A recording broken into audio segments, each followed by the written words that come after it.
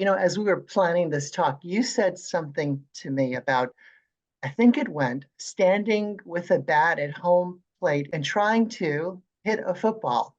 Would you tell our viewers what you actually said and how it applies to them and what we're talking about today? Sure.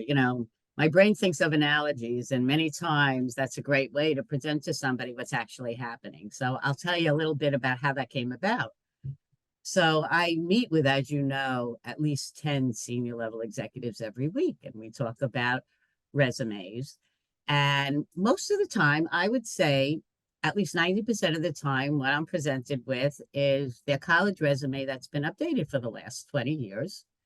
And it looks just like their same old resume that they've been using, and they're not getting any traction from it. And they're like, this is what I've always done, and I'm sending this out, and I'm not getting anywhere. And what I like to explain to them is up until this part in your career, before you got to the C-suite, that resume was working for you because it was a resume geared toward what you know how to do, right? That 5% of a company is the top echelon of executives. So until you get to that spot, you're pretty much in a transactional role where you're implementing the leader strategy and you get hired for what you know how to do. So you need a resume that talks to this is what I know how to do, and that's why you get hired.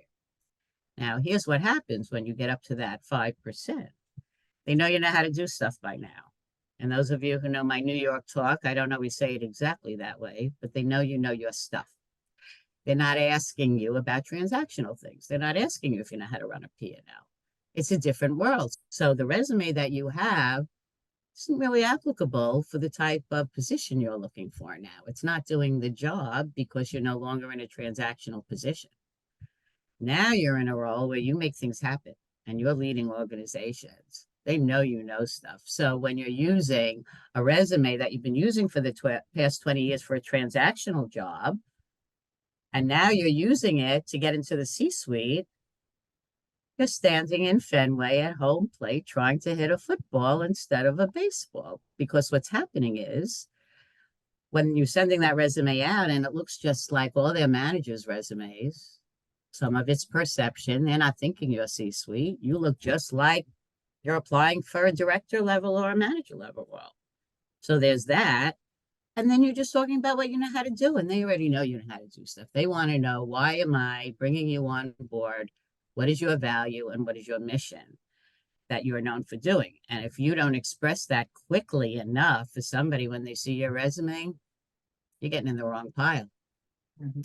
So that is how my analogy developed, that if you want to hit a home run, you better be using a baseball. Or if you want to make a touchdown, get over to Gillette or Fenway or the Meadowlands or get into a football stadium. So that's where it came about, Tony. I think most of our members are using a tool that doesn't fit for what they're looking for now. And then they get frustrated without understanding why it's not working.